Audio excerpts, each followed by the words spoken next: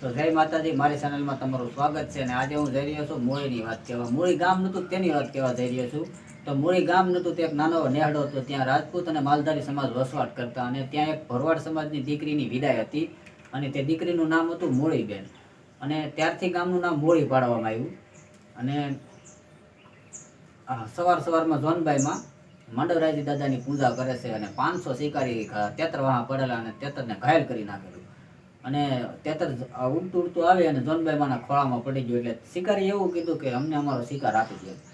તો જોનબાઈ માં એવું કીધું કે તેતર હોય કે અમારો દુશ્મન, અમારા શરણોમાં આવી જાય ને એનો વાળ વાંકો ન થવા દે.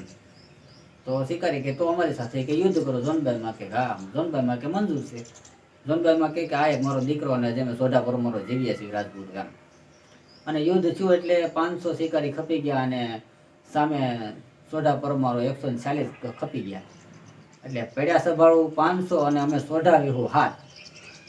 અને હાલની તારીખમાં જોનબાઈ માના ખોળામાં તેના પોતાના દીકરાનું મસ્તક છે, અને નાનું એવું ડેરું કરેલું છે ને ત્યાં બેઠેલા છે. અને જ્યાં સુધી માંડવરાયજી દાદાના મંદિર ઉપર ધજા ઉપર આવીને મોરલો ન બોલે ને ત્યાં સુધી હજી આરતી નથી થતી. અને પછી જુદા જુદા જે કાંઈ વધ્યા રાજપૂતો જુદા જુદા વસવાટ કરવા લાગ્યા. એટલે ગુજરડા ગામમાં વસવાટ કરવા લાગ્યા ત્યારથી એને ગુજરિયા કહેવામાં આવ્યું. અને કવાડિયા ગામમાં વસવાટ કરવા લાગ્યા ત્યારથી એને કવાડ કહેવામાં આવ્યું. અને ડોળાસા ગામમાં વસવાટ કરવા લાગ્યા ત્યારથી એને ડોળાસે કહેવામાં આવ્યા. મૂળ તો મૂળીના પરમોરો તે રાજપૂતો જ તે, પણ અલગ અલગ હાંક પડી ગઈ.